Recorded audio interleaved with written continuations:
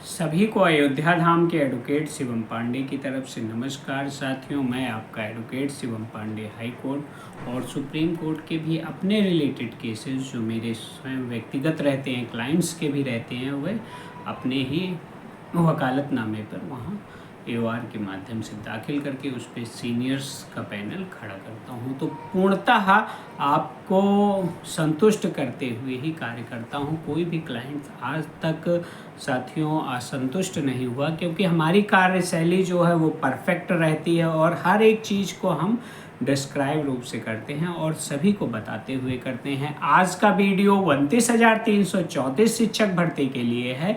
29,334 शिक्षक भर्ती एक ऐसी अनसुलझी कहानी है जिसे सॉल्व करने के लिए हम निरंतर लगातार हाई कोर्ट से ही प्रयास कर रहे हैं, लेकिन प्रयास में कहीं ना कहीं माननीय उच्च न्यायालय और सर्वोच्च न्यायालय की न्यायपालिका को दृष्टिगत रखते हुए कहीं ना कहीं ऐसी विषम परिस्थितियां उत्पन्न हो जा रही हैं कि मामला आगे पेंडिंग हो जा रहा है। परसुइंग मैटर में आपने देखा सब कुछ सही चल रहा था, लेकिन एक जरा सी चूक के कारण लगातार बराबर CJI को उस समय लेटर लिख दिया था अभ्यर्थियों ने और चीज़ों को ख़राब कर दिया था। तो परसुइंग मैटर में स्नातक जिन्होंने किया था, प्रोफेशनल डिग्रीज थे, उन सभी को लाभ मिल गया और सरकार वहां पर अभ्यर्थियों से जीत गई। जो अभ्यर्थी लगातार निरंतर 7 से 8 साल के अथक प्रयास से कोशिश कर रहे थे कि उन्हें कुछ न कुछ अच्छा प्राप्त हो, उनकी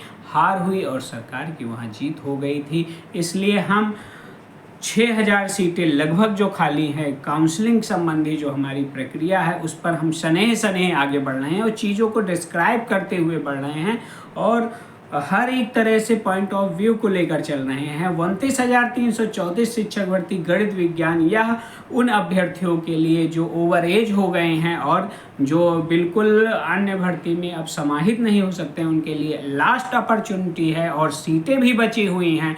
चीज़ें सही से हो रही हैं, डिस्क्रिप्शन में कहीं भी आप में कोई कमी नहीं है। जबकि अक्टूबर माह की सुनवाई में जज साहब ने स्वतः ही कहा था कि हाँ, यदि सरकार द्वारा गलत किया गया है और सरकार ने काउंसलिंग नहीं कराई है तो जो अभ्यर्थी न्याय मांगने आए हैं उन्हें मिलना चाहिए। तो हर एक चीज़ को आपको ऑर्डर भी मैंने प्रोवाइड कराया था, हर एक चीज़ को हम सही ढंग से लेकर चल रहे हैं। तो उसके बाद भी आप कहते हैं कि ये कर दीजिए, वो कर दीजिए, जल्दी सुनवाई हो जाए। अब 16 तारीख को 16 नंबर पे लगा हुआ है केस, धीरे धीरे नीचे आ रहा है, लेकिन सुनवाई पर किसी का बस नहीं है, क्योंकि सुप्रीम कोर्ट में मेंशनिंग का नहीं चलता है। पार्ट हेड मैटर लगे होते हैं वो भी सुने जाते हैं, और अगर संविधान पीठ कॉन्स्टिट्यूशन बेंच बैठ जाती है तो जितने बजे उसकी टाइमिंग फिक्स है उस टाइम वह पीठ उठ जाती है। तो 16 तारीख के संबंध में साथियों मैं आपको बता देना चाहता हूं कि 16 तारीख को 16 नंबर पे है, लेकिन उस दिन भी संविधान पीठ बैठी हुई है। तो हो सकता है कि अपनी सुनवाई में हो सकता है कि नंबर ना आए, लेकिन हम कोई जल्दबाजी उसमें नहीं करेंगे। जल्दी से सुनवाई करवा के गलत निर्णय प्राप्त करने से अच्छा है कि थोड़ा स्थिरता बनाई रखी जाए। यदि स्थिरता आपके पास नहीं है तो आने वाले समय में निर्णय अगर आपके विपक्ष आता है तो इसके बाद सर्वोच्च न्यायालय के बाद कोई भी न्यायालय ऐसा नहीं है जहां पे दरवाज़ा खटखटाया जा सके, और फिर एक ही चांस बनेगा, मॉडिफिकेशन क्लैरिफिकेशन डाला जाए और उस पर ज़बरदस्त सुनवाई करवाई जाए। तो वह समय ना आए, इसके लिए अगर यहाँ थोड़ा सा विलम्ब हो रहा है तो उसके लिए आपको धैर्य रखना पड़ेगा। अगर आप यह चाहते हैं कि त्वरित आपको सुनवाई होकर न्याय मिल जाए तो कहीं ना कहीं आपकी सोच में कमी है, न्यायपालिका की व्यवस्था में कमी नहीं है। जो उसकी व्यवस्था है उसी प्रकार से चलेगी। और आपने देखा इस समय जो CJI हैं, चंद्रचूड़ जी हैं, एक से एक बढ़िया निर्णय दे रहे हैं। अभी शराब वाले में आपने देखा, अरविंद केजरीवाल के मामले में देखा, तो वो सरकार से वरिष्ठ ऑर्डर्स नहीं पास हो रहे हैं इस समय सर्वोच्च न्यायालय में। इसलिए कोई यह कहता है सरकार करवा रही है तो वह अपने अज्ञानता का परिचय देता है। एक एडवोकेट होने के नाते न्यायपालिका पे मेरी पूर्ण निष्ठा एवं पूर्ण विश्वास है कि वहाँ पे कहीं भी कभी भी गलत नहीं होता है, और सिर्फ सही ढंग से अपनी बात रखते हुए एक सही निर्णय प्राप्त कर लेना ही आपके हितकर में होगा। यदि आप यह सोच रहे हो कि जल्दबाजी जल्दबाजी में हम कोई ऐसा स्टेप ले लें जो विभिन्न अभ्यर्थियों के लिए हानिकारक हो, तो वह निर्णय हम लोगों के द्वारा नहीं लिया जाएगा।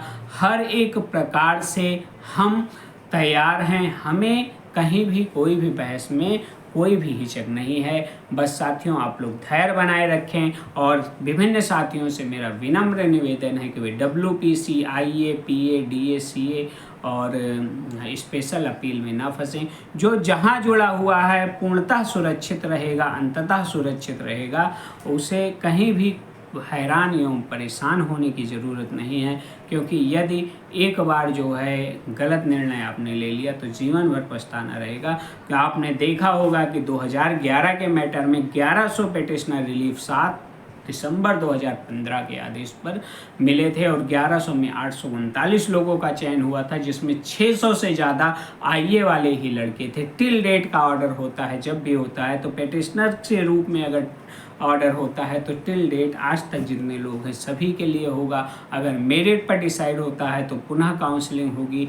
तो दोनों चीज़ें आप क्लियरिटी से समझ जाइए। या यदि आपके पक्ष में आता है तो दो ही बातें हो सकती हैं कि पिटिशनर्स को अलाउ कर दिया जाए या मेरिट पर डिसाइड किया जाए, तो फिर से काउंसलिंग कराओ, जिसके लिए सरकार पूर्णतः तैयार नहीं है। तो इसलिए हो सकता है कोई बीच का रास्ता निकल आए, पिटिशनर्स के रूप में मिल जाए, तो वहाँ आप लोग IA, PA, DCA और WPC में न फंसिए, क्योंकि प्रदेश में अनेक प्रकार के अवसरवादी हैं जो आपको अपनी अवसर को साधते हुए गलत तरीके के से भरमा रहे हैं। कुछ लोग मतलब कहते हैं कि मैं मुख्य याची हूँ, किसी IA वाले का होने नहीं दूंगा।